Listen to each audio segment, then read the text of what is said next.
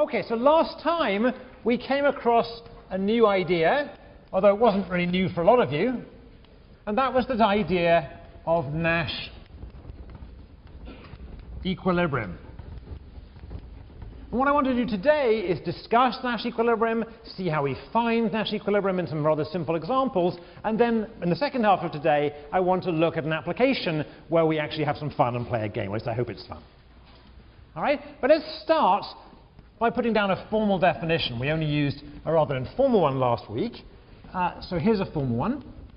A strategy profile, remember a profile is one strategy for each player, so it's going to be S1 star, S2 star, all the way up to Sn star if there are n players playing the game. So this profile is a Nash equilibrium, and I'm just going to write Ne in this class for Nash equilibrium from now on. If for each I, so for each player I, her choice, so her choice here is Si star, that's I is part of that profile, is a best response,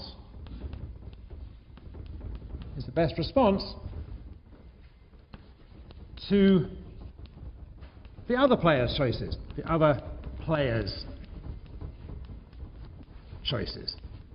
And of course, the other player's choices here are S minus I star. So everyone is playing a best response to everyone else. All right? Now, this is by far the most commonly used solution concept in game theory. So those of you who are interviewing for McKinsey or something, you're going to find that they're going to expect you to know what this is. All right? So one reason for knowing what it is because it's in the textbooks, it's going to be used in lots of applications, it's going to be used in your McKinsey interview. That's not a very good reason, right? And I certainly don't want you to jump to the conclusion that now we've got to Nash equilibrium, everything we've done up to now is somehow, in some sense, irrelevant. That's not the case. It's not always going to be the case that people always play a Nash equilibrium. For example, when we played the numbers game, the game when you chose a number, we've already discussed last week, or last time, that the equilibrium in that game is for everyone to choose 1. But when we actually played the game, the average was much higher than that. The average was about 13. It is true that when we played it repeatedly, it seemed to converge towards 1. But the play of the game when we played it just one shot, first time, wasn't a Nash equilibrium. Right? So we shouldn't fall into the mistake of thinking people always play Nash equilibrium, or people, if they're rational, play Nash equilibrium. Neither of those statements are true. Nevertheless, there are some good reasons for thinking about Nash equilibrium, other than the fact it's used by other people, and let's talk about those a bit.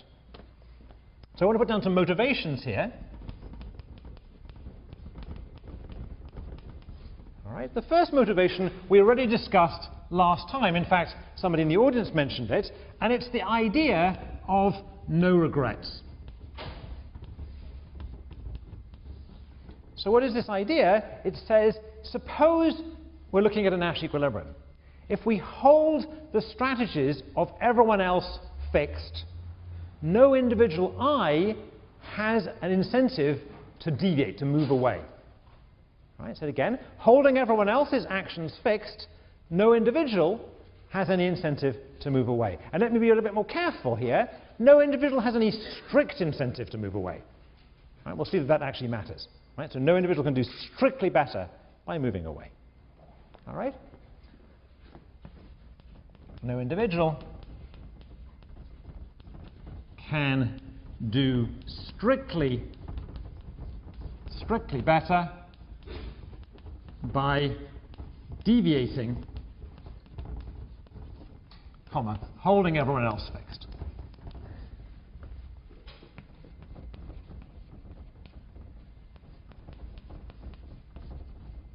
All right? So why do I call that no regret? It means having played the game. Suppose you did in fact play a Nash equilibrium, and then you look back at what you've done, and now you know what everyone else has done, and you say, do I regret my actions? And the answer is, no, I don't regret my actions, because I did the best I could, given what they did.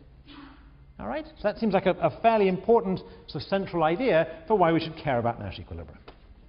Here's a second idea, and we'll see others arise in the course of today. The second idea is that a Nash equilibrium can be thought of as self-fulfilling beliefs.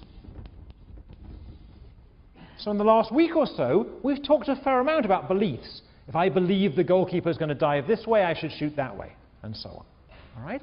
But of course, we didn't talk about any beliefs in particular. These beliefs, if I believe that if everyone in the game believes that everyone else is going to play their part of a particular Nash equilibrium, then everyone will in fact play their part of that Nash equilibrium. All right? Now why? Why? Why is it the case that if everyone believes that everyone else is playing their part of this particular Nash equilibrium, that that's self-fulfilling and people actually will play that way? Why is that the case? Anybody? Yeah, can we get this guy in red? Yeah? Because your own Nash equilibrium strategy is the best response against those. Exactly, exactly. So it's almost a repeat of the first thing. If I think everyone else is going to play their particular, if I think players 2 through n are going to play S2 star through Sn star, then by definition, my best response is to play S1 star, so I will in fact play my part of the Nash equilibrium. All right, good. Good. All right, so as part of the definition, we can see these are self-fulfilling beliefs. Let's just remind ourselves how that arose in the example we looked at the end last time. I'm not going to go back and reanalyze it, but I just want to sort of make sure that we followed it. So we had this picture last time in the partnership game in which people were choosing effort levels. And this line was the best response for player 1 as a function of player 2's choice, and this line was the best response of player 2 as a function of player 1's choice.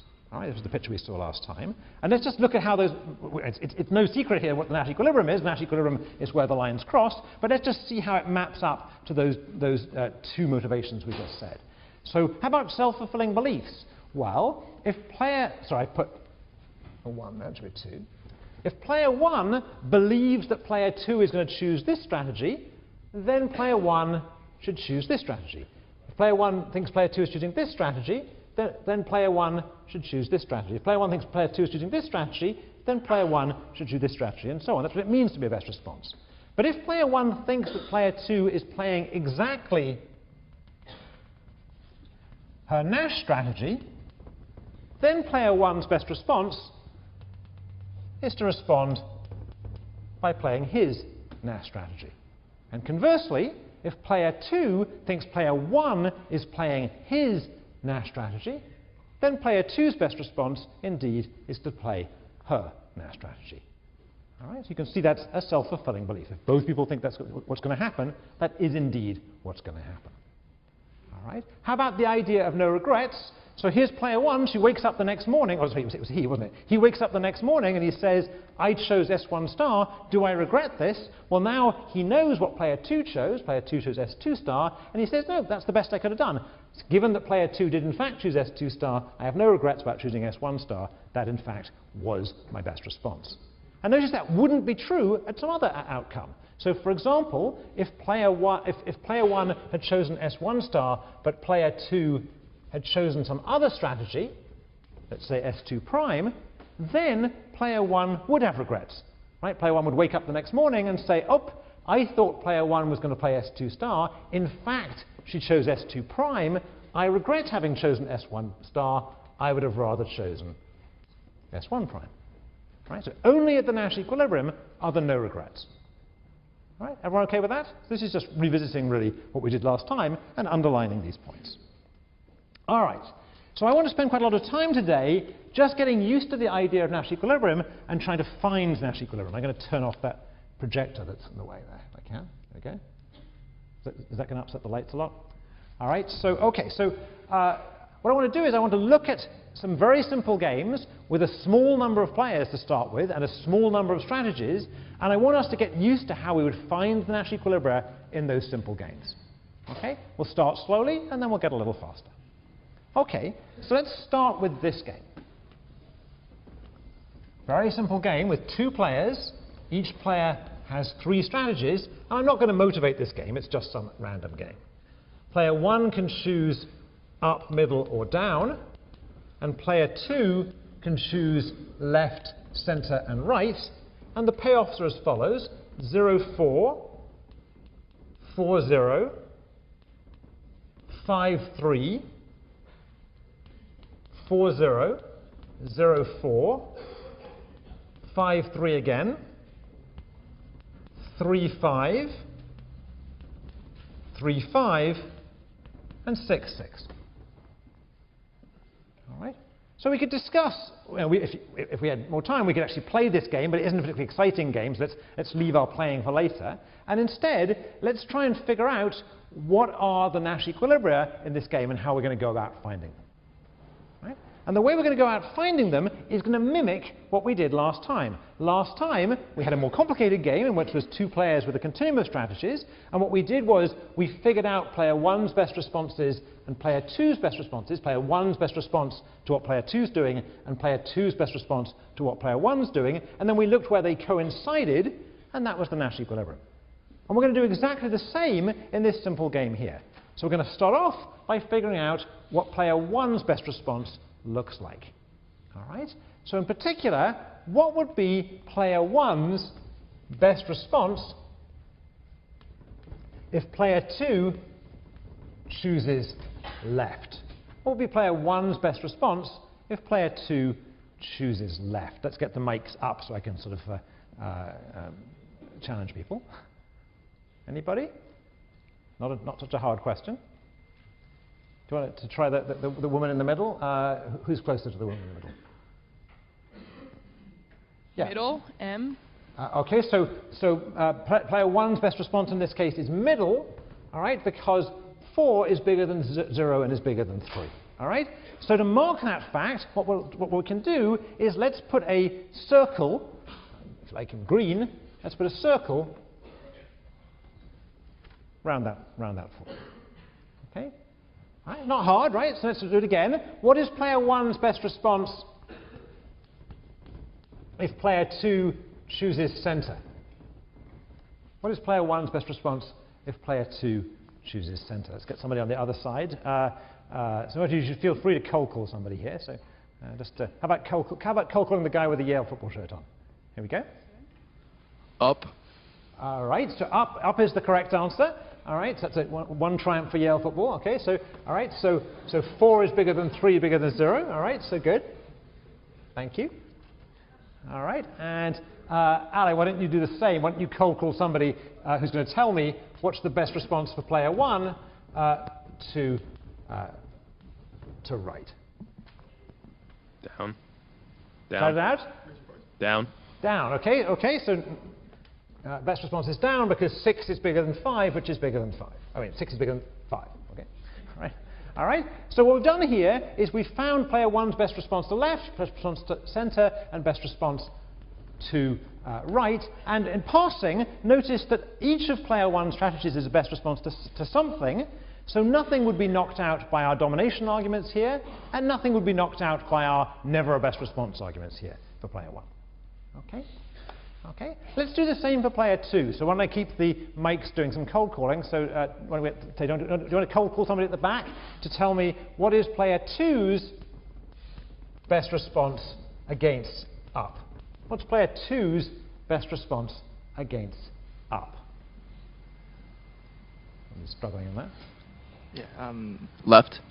All right, so the gentleman in blue says left because 4 is bigger than 3 is bigger than 0. Let's switch colors and switch polygons and put squares around these, okay? Right. I don't insist on the circles and the squares. If you have a thing for hexagons, you can do that too, right? Whatever you want. All right, what's player 2's, let's write it in here, the answers. The answer was that the best response was left, all right? And player 2's best response to middle, so Merton, do you want to grab somebody over there? Center. Shout it out. Center. All right, because 4 is bigger than 3, which is bigger than 0, so that's center. And in my color coding, that gives me a square here. And finally, player 2's best response to down. And your turn, Ali. Let's grab somebody. Is left. I'm sorry, right. Okay, right. Okay, good, because 6 is bigger than 5 again. Okay, so here we go. All right. So what we've done now is found player one's best response function. That was just the analog of finding the best response line we did here. Here we drew it as a straight line in white, but we could have drawn it as a sequence of little circles in green. It would have looked like this, right? The same idea. We're not going to do the whole thing, right? It would be a whole bunch of circles looking like this.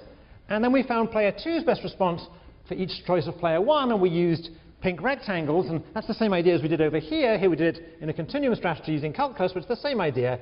So imagine I'm drawing lots of pink rectangles, and again, I'm not going to do it, but you can do it in your notes, okay? All right, same basic idea. And just as the Nash equilibrium must be where these best response lines coincided here, because that's the point at which each player is playing a best response to each other, all right? So the Nash equilibrium over here is, drum roll, so you want to cold call somebody? Do you want to just grab somebody in the row behind you or something, whatever? Yeah? Anybody? Anybody? All right. Yeah, I think you were in Italia soccer shirt. You're going to get picked on. So okay. So what's the Nash equilibrium here? The bottom right square. All right. So the down right square. So the Nash equilibrium here is no prizes, no World Cup for that one. Is down right. All right. All right. So why is that the Nash equilibrium? Because at that point, player one is playing a best response to player two, and player two is playing a best response to player one. Right? Now I want to try and convince you, particularly those of you who are worried by the homework assignment, that that was not rocket science. Right? Right? It's not hard to find Nash equilibria in games. All right? Well, it didn't take us very long, and we went pretty slow, actually. All right. So let's look at another example. Oh, before I do, notice that before I leave this game, just make one other remark. Notice that in this game that each strategy of player one is a best response to something, and each strategy of player two is a best response to something. So had we used the methods of the earlier on in the class, that's to say deleting dominated strategies, or deleting strategies that are never a best response, we'd have got nowhere in this game. All right? All right? So Nash equilibrium has got us a little further in narrowing down our predictions. But we also learned something from that. We argued last time and in the last few weeks that rationality, or even mutual knowledge of rationality, or even common knowledge of rationality, couldn't really get us much further than deleting dominated strategies, or if you like, deleting strategies that are never best responses. All right? So here we've concluded that the Nash equilibrium of this game is down right, a very particular prediction. But notice, a perfectly rational player could choose middle. The reason they could choose middle, player one could choose middle, could be that if they say rationally they should choose middle because they think player two is choosing left. And you say, well, why would you think player two is going to choose left? And player one could say, I think player two is going to choose left because player two thinks I'm going to play up. And then you say, but how could player two possibly think that you're going to play up? And then player one would say, I think player two thinks I'm going to play up because player two thinks that I think that he's going to play center. And then you could say, how could player two, etc., etc., etc. And you can see you could work yourself around a little cycle there. Nobody would be irrational about anything. Everything would be perfectly well justified in terms of beliefs. It's just we wouldn't have a nice fixed point. We wouldn't have a nice point where it's a simple argument. In the case of down right, player one thinks it's OK to play down because he thinks two is going to play right, and player two thinks it's OK to play right because he thinks player one is going to play down. Right? So just to underline what I'm saying rather messily there, rationality and those kind of arguments should not lead us to the conclusion that people necessarily play Nash equilibrium. All right? We need a little bit more. We need a little bit more than that. Nevertheless, we are going to focus on Nash equilibrium in the course. All right, let's have a look at another example.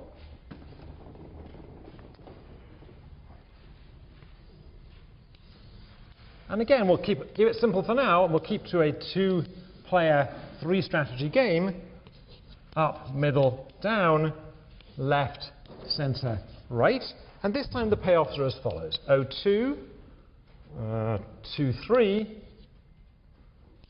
4-3, 11-1, 3-2, 0-0, 0-3, 1-0, and 8-0.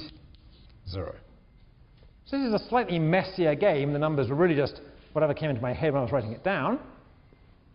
And once again, we want to find out what the Nash equilibrium is in this game. And our method is exactly the same. We're going to for each player, figure out their best responses for each possible choice of the other player. So rather than write it out in 4, let me just go straight to my green circles and red squares, and let me get my mics up again, all right, so we can cold call people a bit. All right, can we get the, where's the mic? Oh, thank you. All right, so Ali, do you want to just grab somebody and ask them what's the best response against left? You can grab anybody, doesn't it? What's the best response against left? Middle. Middle, okay, good. So middle is the best response against left because 11 is bigger than 0. All right, Merton, you want to grab somebody? What's the best response against center? Middle. Middle again, because 3 is bigger than 2 is bigger than 1. And grab somebody at the back and tell me what the best response is against right. Anybody? Just dive in. Yep. Down. Okay, down, good. All right, and let's do the same for the column player. So watch the column player's Ali, find somebody, take the guy who's 2 rows behind you who's about to fall asleep and ask him, what's the best response to up? The best response would be for which player? For player 2. So what's player 2's best response for up? Sorry, I'm going to pick on someone else. That's right. Pick on the guy right behind you. Okay. What's the best response for up? C and R are tied. So C or R. All right. So this is a slightly more tricky one, right? The best response to up is either C or R. This is why we got you to sign those legal forms, right? Okay. Best response to up is either C or R. The best response to middle, yeah, madam? Center. Is center, thank you. And the best response to down?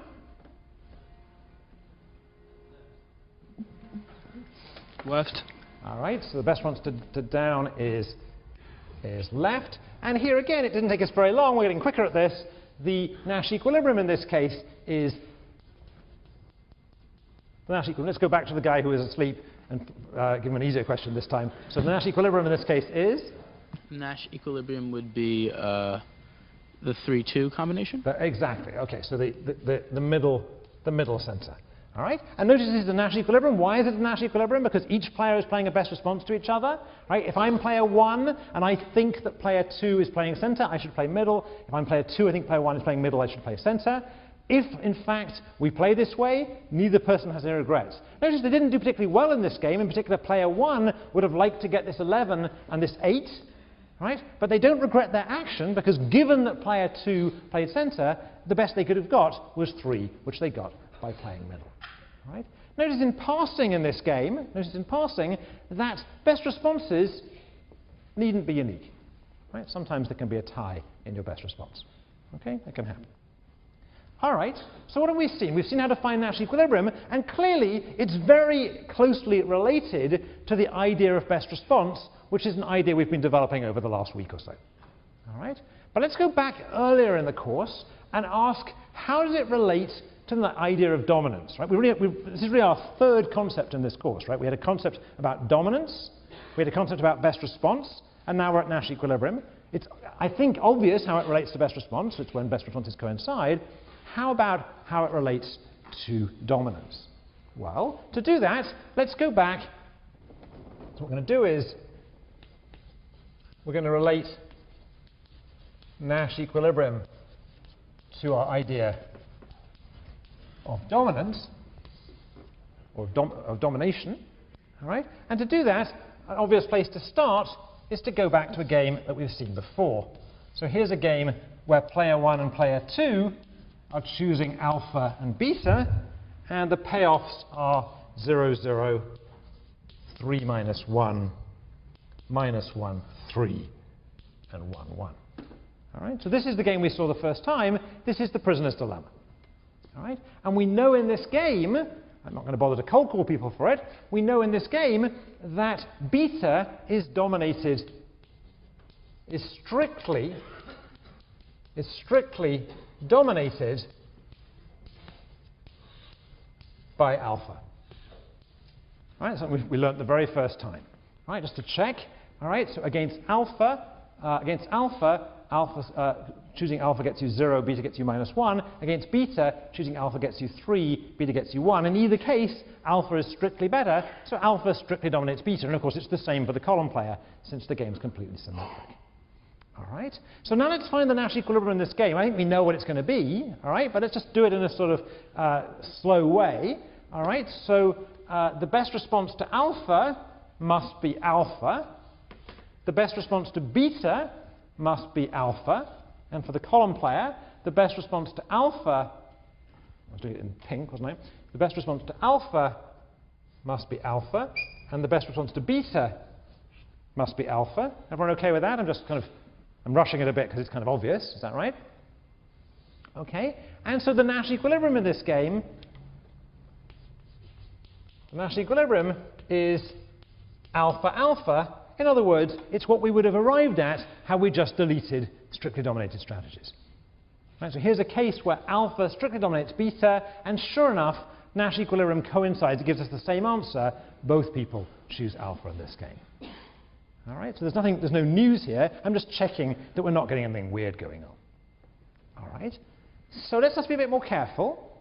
All right, how do we know it's the case? So I'm going to claim it's the case that no strictly dominated strategy, in this case beta, no strictly dominated strategy could ever be played in a Nash equilibrium. So I claim that's a good thing, right? Because we want these ideas to coincide.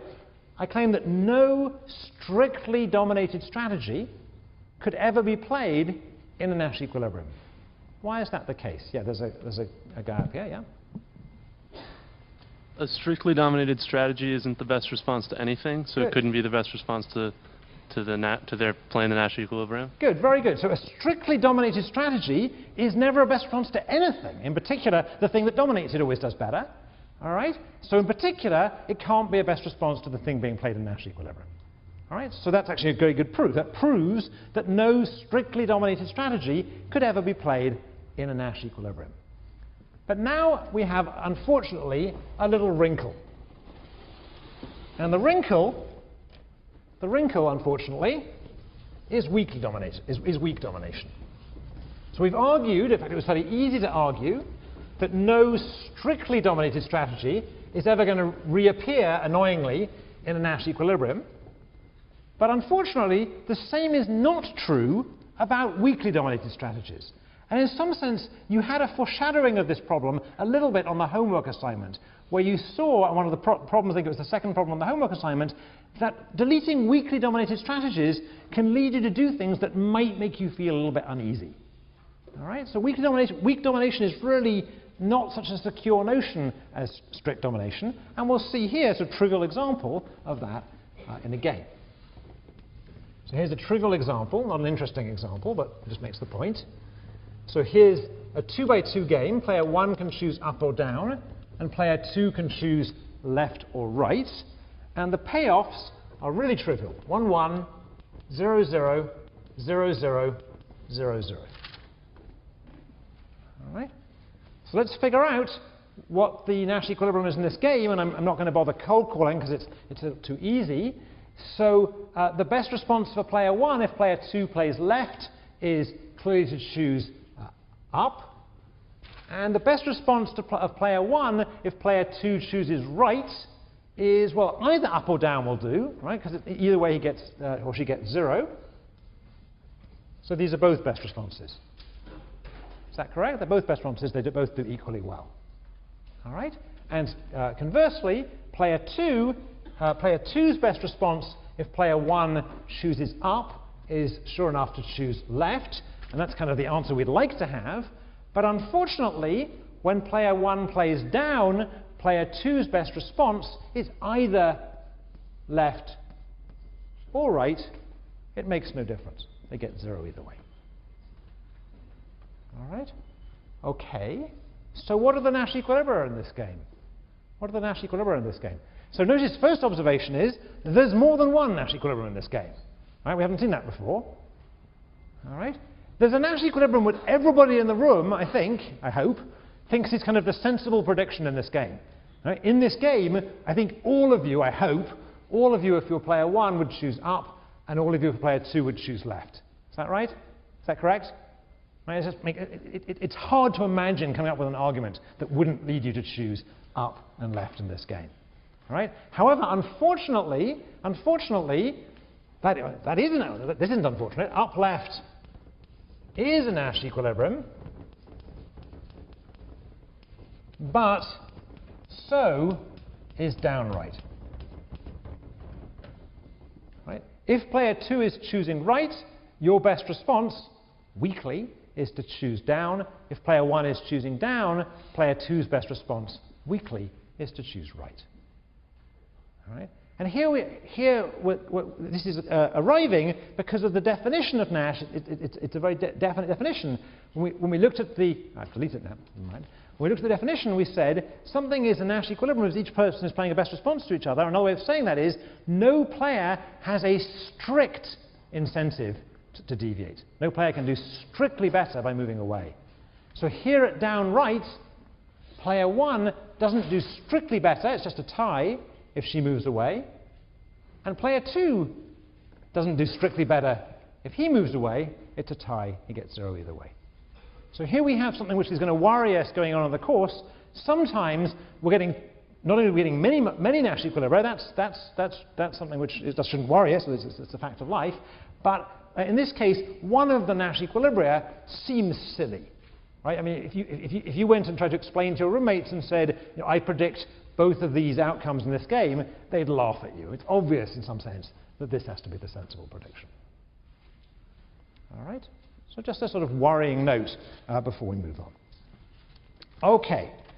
So this was pretty formal and kind of not very exciting so far. So let's try and move on to something a little bit more fun.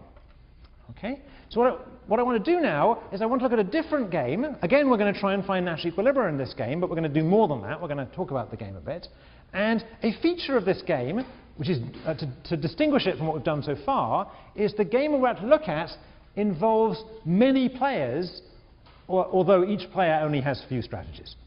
All right, so what I want to do is I want to convince you how to find, I want to discuss how to find Nash equilibria in a game which, unlike these games, doesn't just have 2 players, it has many players, but fortunately not many strategies per player. All right? So let me use this board.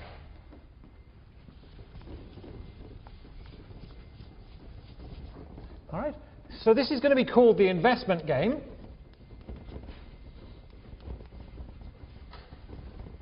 And we're going to play this game, although not for real. All right, so the players in this game, as I've just suggested, the players are going to be you. All right, so everyone who was getting sleepy just looking at this kind of analysis should wake up now. You have to play. All right, and the strategies in this game are very simple, the strategy sets, or the strategy alternatives. Each of you can choose between investing nothing in a class project, 0, or invest $10. All right? So I'm sometimes going to refer to investing nothing as not investing. Is that okay? Right? It seems like a natural thing. So you're either going to invest $10 or nothing, i.e. you're not going to invest. All right? So that's the players, and those are the strategies. So as usual, we're missing something. What we're missing are the payoffs. All right, so here are the payoffs.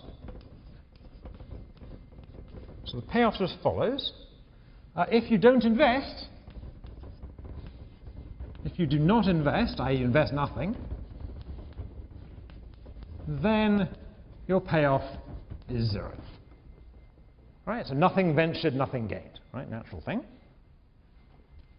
All right, but if you do invest, if you invest $10, remember each of you is going to be investing $10, then your individual payoffs are as follows. Here's the good news. You're going to get a profit of $5. The way this is going to work is you're going to invest $10, so you'll make a gross profit of 15 minus the 10 you originally invested for a net of 5. Everyone understand, right? So a net profit, so $5 net profit. That's the good news, but that requires more than 90% of the class to invest. Greater than or equal to 90% of the class to invest. If more than 90% of the class invest, you're going to make essentially 50% profit. And unfortunately, the bad news is you're going to lose your $10, get nothing back, right? So this is a net loss if fewer than 90% of the class invest. All right, I mean, the key rule here, you're not allowed to talk to each other. Right? No communication in the class, no hand signals, no secret winks, right? Nothing else, all right? Okay? So everyone understand the game, including up on the balcony. Everyone understand the game? All right?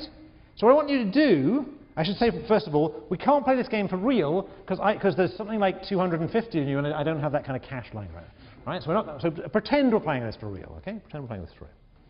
Right? So without communicating, I want each of you to write on the corner of your notepad whether you're going to invest or not. So you can write Y if you're going to invest and N if you're not going to invest.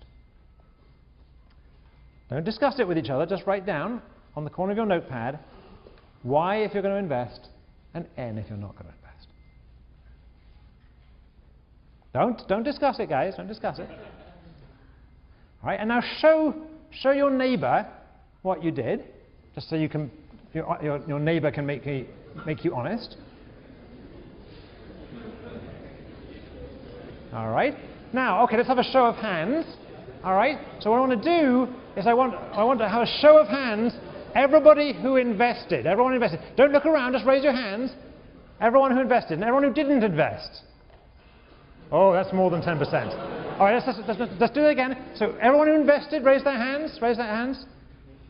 And everyone who didn't invest, raise their hands. So I don't know what that is. Maybe it's about half. At half. So now I'm thinking we should have played this game for real.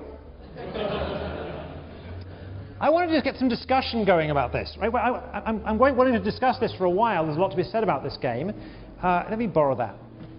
Can I borrow this? All right. So this guy. Okay. So what did you do? I invested. Why did you invest? Because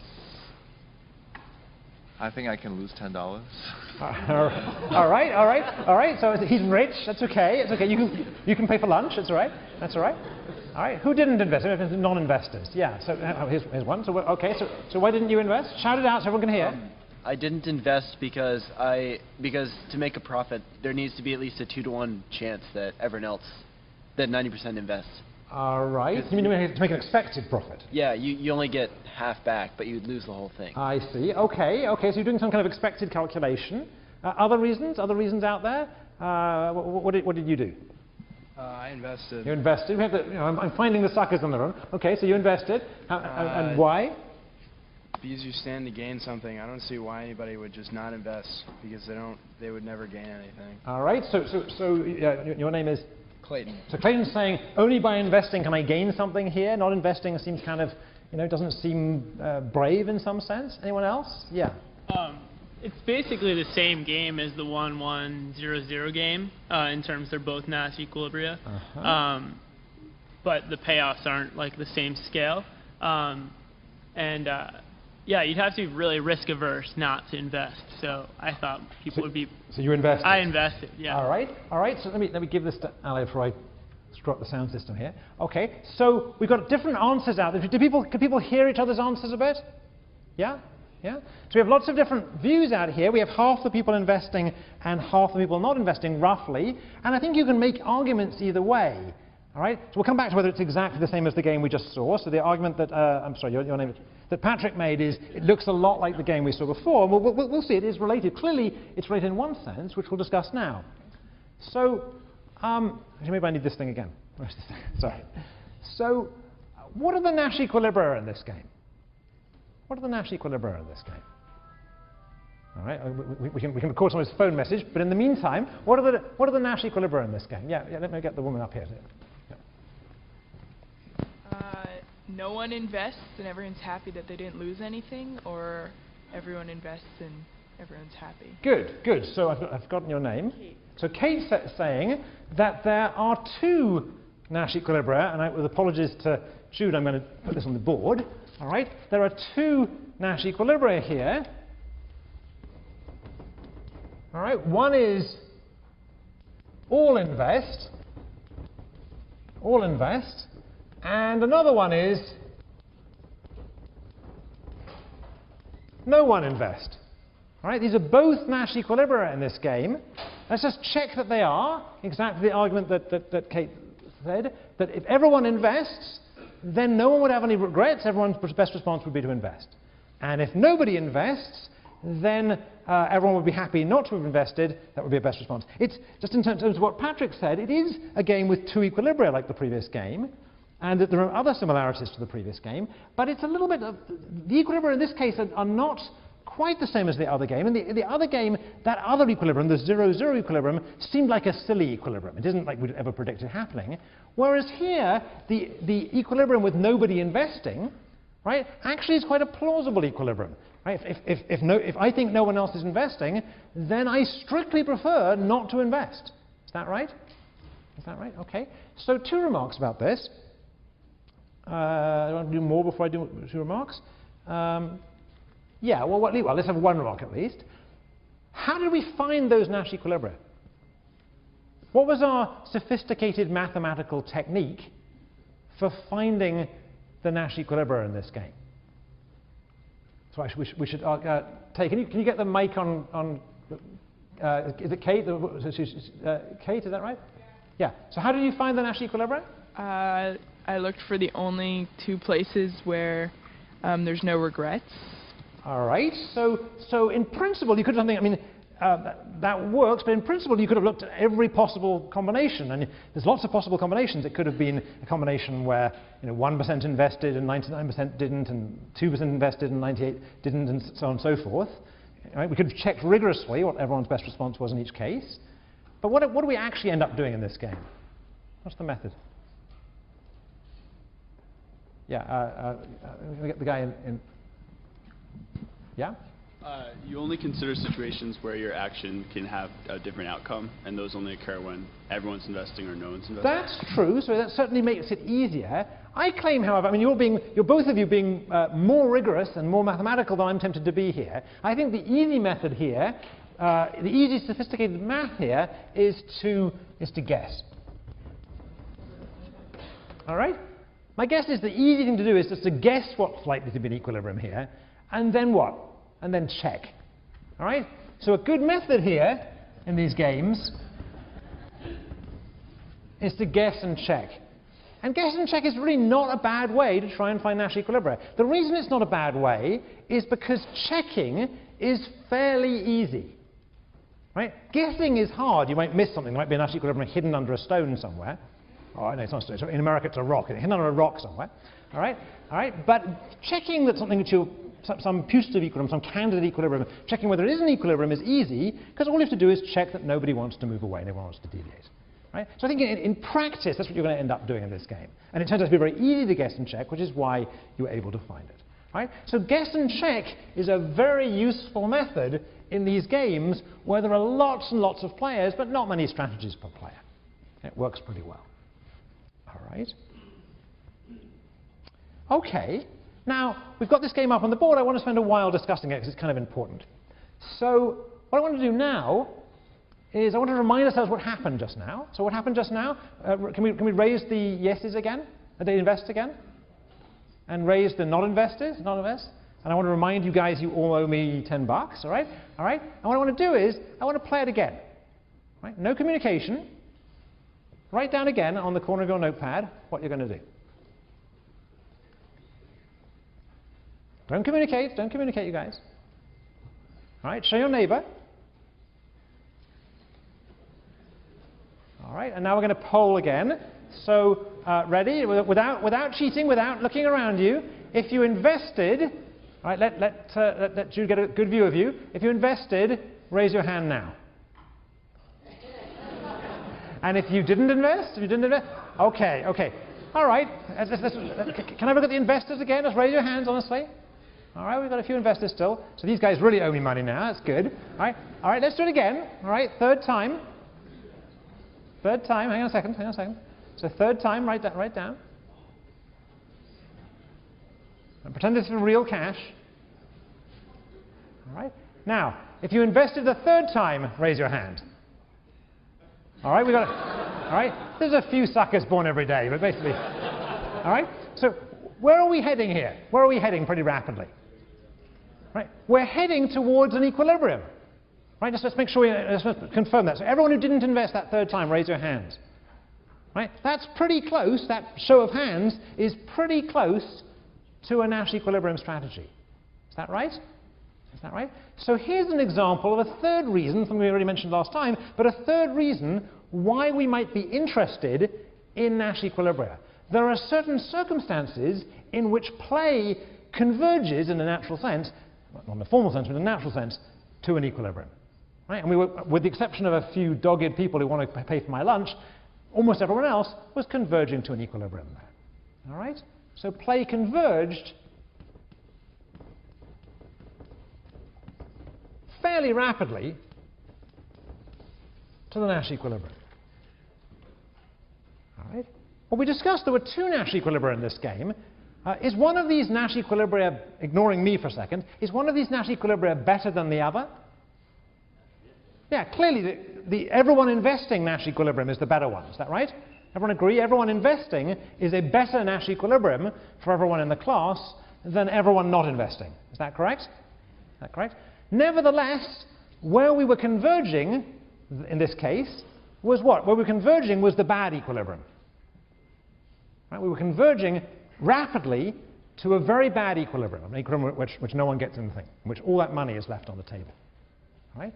So how can that be? How do we converge to this bad equilibrium? To be a bit more formal, the bad equilibrium, the no-invest equilibrium here, is Pareto dominated by the good equilibrium. Everybody is strictly better off at the good equilibrium than at the bad equilibrium. It Pareto dominates, right? To use an expression that you probably learned in 150 or 115. All right? Nevertheless, we're going to the bad one. We're heading to the bad equilibrium. Why did we end up going to the bad equilibrium rather than the good equilibrium? Yeah, can we get the guy in grey? Yeah. Well, it was a bit of a bear market for investors, wasn't it?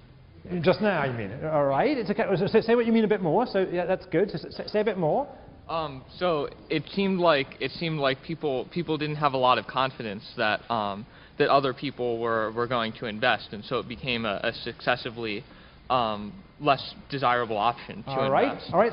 So one way of saying that was when we started out, we were roughly even, roughly half-half, but that was already bad for the people who invested.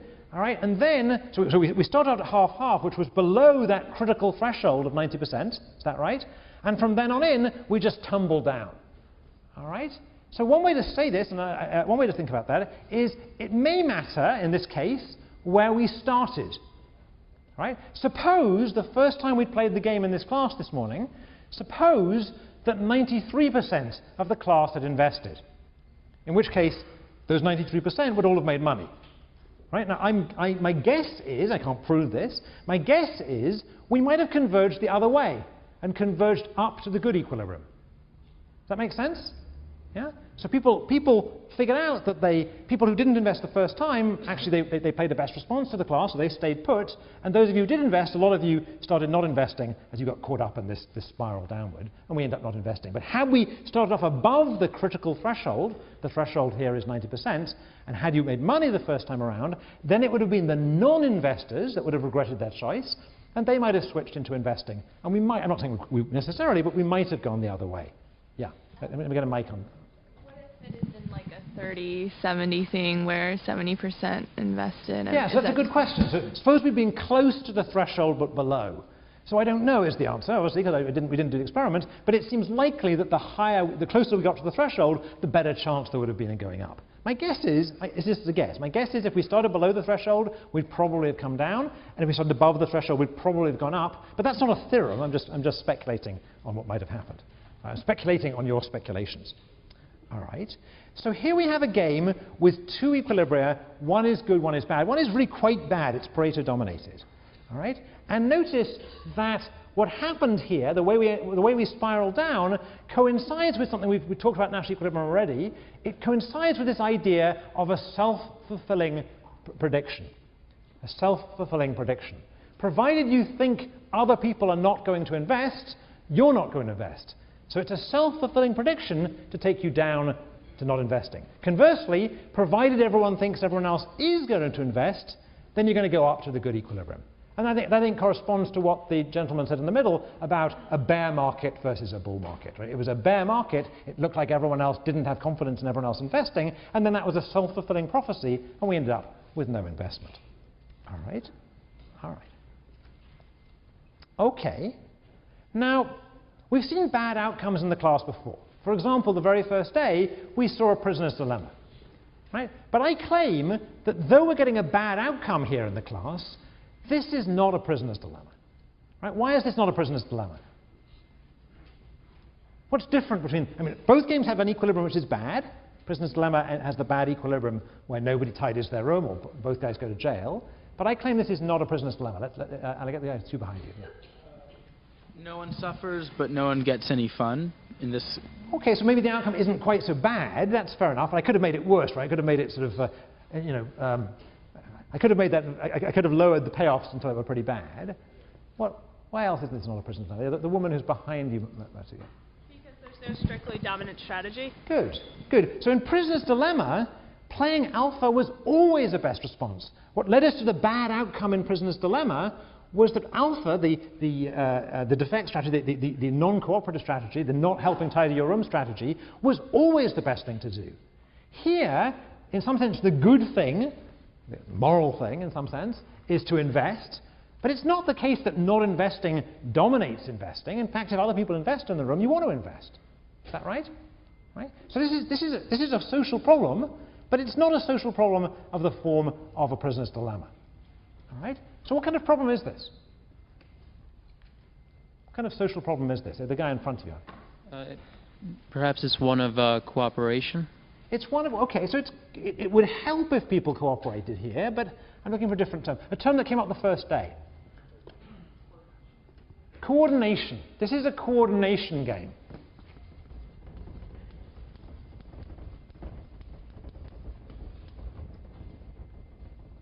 For those people who read the New Yorker, I'll put an umlaut over the second O. It's a coordination game. Okay? All right. So, why is it a coordination game? Because you'd like everyone in the class to coordinate their responses on invest. All right? And in fact, if they did that, then everyone would be happy. Right? And no one would have an incentive to defect. That would in fact be an equilibrium. But unfortunately, quite often, we fail to have coordination. Either everyone, well, this is a form of coordination, either everyone plays not invest, or as happened the first time in the class, we get some split with people losing money. All right? So I claim that actually this is not a rare thing in society at all. There are lots of coordination problems in society. There are lots of things that look like coordination games, and often in coordination games, bad outcomes result. And I want to spend most of the rest of today talking about that because I think it's important. Right? Whether you're an economist or whatever. So, let's talk about it a bit. What else has the structure of a coordination game and therefore can have the outcome that people can be uncoordinated or can coordinate in the wrong place and you end up in a bad equilibrium? What else looks like this? Let's collect some ideas here. I've got a hand way at the back. Can you get the guy who's just way, way, way at the back, right up against the... Yes, there you go. Great, thank you. Wait till the mic gets to you and then yell. Yeah. Like a party on campus can be a coordination game.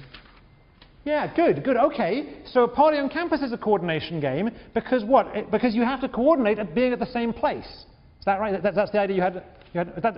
Go ahead. The thing is, like, if not very many people are coming, the people that did come are not going to enjoy it. But if a lot of people do come, then it will be good for everybody. Good. Okay, that's good. Good. So that's another way in which there's two ways in which a party can be a coordination problem. One is the problem that if people don't show up, it's a lousy party, so you don't want to show up. Conversely, if everyone's showing up, it's great, it's a lot of fun, it's the place to be, and everyone wants to show up. And second, so there's two equilibria there, showing up and everyone not showing up or everyone showing up. And similar idea, the location of parties, which is what I thought you were driving at, but it's the similar idea, can occur. So it used to be the case in New Haven that there were different, actually there aren't many anymore, but there used to be different bars around campus, none of which you're allowed to go to, so you don't know about. But anyway, lots of different bars around campus. And there's a coordination game where people coordinate on Friday night, or to be more honest, for graduate students, typically Thursday night. All right? So it used to be the case that one of those bars downtown was where the drama school people coordinated, and another one was where the economists coordinated. And it was very good equilibrium that they didn't coordinate at the same place. All right? All right? So one of the things you have to learn when you go to a new town is, where is the meeting point for the kind of party I want to go to? And again, you can have a failure of coordination, everyone's wandering around the town getting mugged. All right? All right? What other things look like coordination problems like that? So again, way back in the corner there, there's somebody right behind you. There you go. You have to really shout now. Maybe warring parties in a civil war or signing a treaty. Okay, that could be. So that could be a coordination problem. It has a feeling of being a bit prisoner's dilemma-ish. In some sense, my disarming, my putting down my arms before you putting down your arms, that kind of thing. So it could be a coordination problem, but it has a little bit of a flavour of both. Go ahead if you want. Okay. Other examples. There's a guy there. While you're there, why don't you get the guy behind you? There, by the door. There you go. Great. At a sports arena, people deciding whether or not they want to start a chant for whatever team. Yeah. Okay. I'm not quite sure which is the good outcome or the bad outcome. So there's this thing called the wave. There's this thing called the wave that Americans insist on doing, and I guess they think that's the good outcome. All right. Other things. Yeah, there's wait till I get to see. Yeah, good. Battle of the sexes. Let's come back to that one. Let's hold that thought, and we'll come back to it next time. You're right. That's a coordination one, but let's come back to it next time. All right. Anything else? Let me try and expand on some of these meeting place ideas. We talked about pubs to meet at or parties to meet at, but think about online sites. Online sites which are chat sites or dating sites or whatever, right? Those online sites clearly have the same feature of a party. Right? You want people to coordinate on the same site. All right? Let me get some other. What about some other economic ideas? What about some other ideas from economics? What else has that kind of externality, like a meeting place? Can we get him, Patrick? Yeah? I mean, it's excluding some people, but things like newspapers or something, like might want only one, like global news site. All right, so that's an interesting thought, because it can go both ways. It could be a bad thing only to have one newspaper for obvious reasons, but in terms of having a good conversation about what was in the newspaper yesterday over lunch, it helps everyone's read the same thing. And certainly there's a bandwagon effect to this with TV shows. If everybody in America watches the same TV show, which apparently is American Idol these days, then you can all talk about it over lunch. Notice that's a really horrible place to coordinate. Right? There are similar examples to the American Idol example. When I was growing up in England, again, I'm going to reveal my age, everybody decided that to be an in-person in England, you had to wear flared trousers. Right? This was, and so to be in, you had to wear flared trousers. This is a horrible coordination problem, right? So for people who don't believe that could ever have happened in England, you could ever have these sort of fashion goods that you end up at a horrible equilibrium at the wrong place, you don't believe that could ever happen, think about the entirety of the Midwest. All right? I didn't say that. We're going to cut that off of the film later. All right? What else is like this? I'm getting a few ideas out. Let's get this gentleman here. The establishment of monopolies, because a lot of people use Microsoft, then everything is compatible with Microsoft, so more people want to use it. Good. So I've forgotten your name. Stephen. So Stephen's pointing out that certain software can act this way by being a network good. The more people who use Microsoft and Microsoft programs, the bigger the advantage to me using Microsoft. All right, and therefore, because I can exchange programs, I can exchange files if I'm working with my co-authors and so on. And so you can have different equilibria coordinating on different software. And again, you could end up at the wrong one. I think a lot of people would argue, but I'm going to stay neutral on this, a lot of people would argue that Microsoft wasn't necessarily the best place for the world to end up. All right? There are other technological network goods like this. These are called network externalities. An example here would be high-definition television. Right? You want to have one technological standard that everyone agrees on for things like high-definition televisions, because then everyone can produce TV to that standard and goods that go along with that standard. And of course, it matters. Each company who's producing a TV and has a standard in mind would like theirs to be chosen as the standard. And again, you could end up at the wrong place. You could end up at a bad equilibrium there. All right? How about political bandwagons? Right? In politics, particularly in primaries, there may be an advantage on the Democratic side or on the Republican side in having you all vote for the same candidate in the primary, so they get this big boost and it doesn't seem like your party's split and so on. Right? And that could end up, and again I'm going to remain neutral on this, it just could end up with the wrong candidate winning. Right? There's a political bandwagon effect. The person who wins New Hampshire and Iowa tends then to win everything. All right? All right? So that's another example. Any other economic examples? Yeah, can we get this guy in here? Listing on a stock exchange? Yeah, okay, so in particular, which stock exchange to list on, right? So there's a huge advantage in having lots of stocks on the same stock exchange. There are shared fixed costs. There's also liquidity issues, all right, and lots of issues of that form, mostly the form of fixed costs. So there's a tendency to end up with one stock exchange. We're not there yet, but we do seem to be going that way quite rapidly. All right? The problem, of course, being that might not be the best stock exchange, or it might give that stock exchange monopoly power. All right? Let me throw out one more example. What about bank runs? What's a bank run? What's a bank run? Somebody? Yeah, can we get this guy? What's a bank run? It's when yeah. When the public loses confidence in their security of their money in banks, then they rush to withdraw the deposits. Good. So you imagine a bank as a natural case where there's two equilibria. There's a good equilibrium. Everyone has confidence in the bank. Everyone leaves their deposits in the bank. The bank is then able to lend some of that money out and earn a higher rate of interest on it. The bank doesn't want to keep all that money locked up in the vault. It wants to be able to lend it out to lenders who can pay interest. Right? That's a good equilibrium for everybody. However, if people lose confidence in the bank and start drawing their deposits out, then the bank hasn't got enough cash in its vault to cover those deposits, and the bank goes under.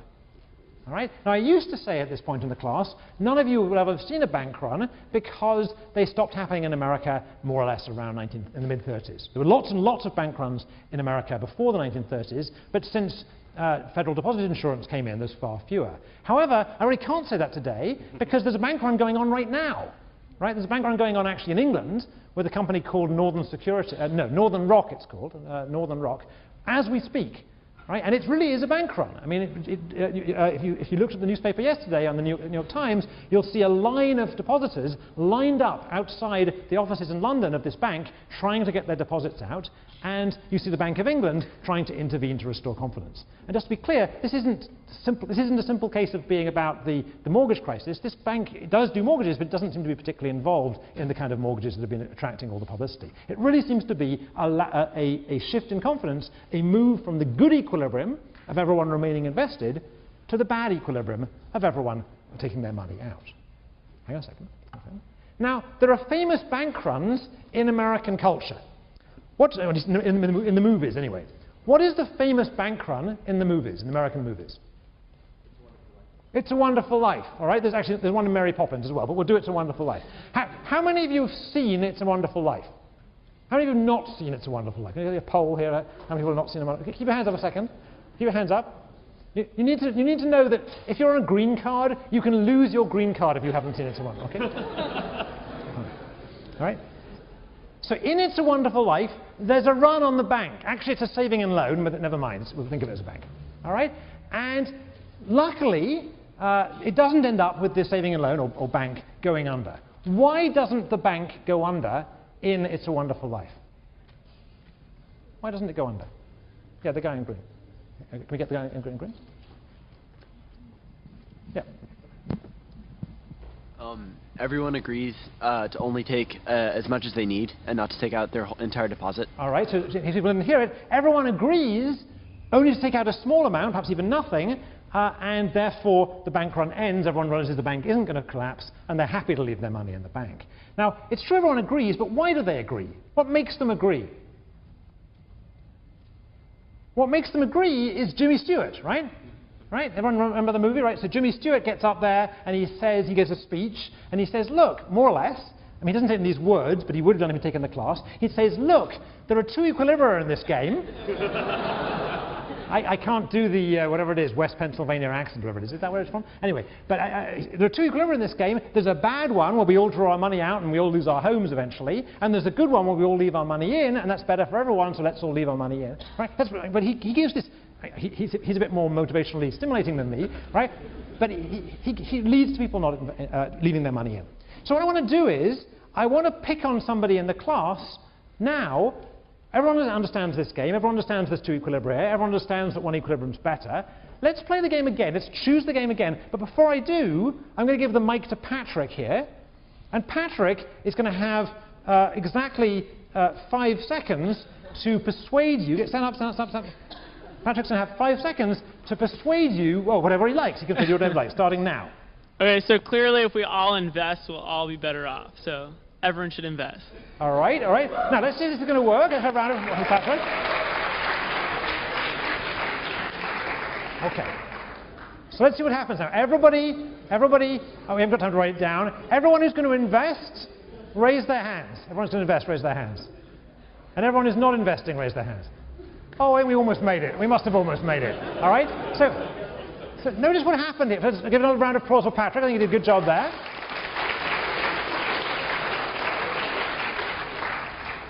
But there's a lesson here.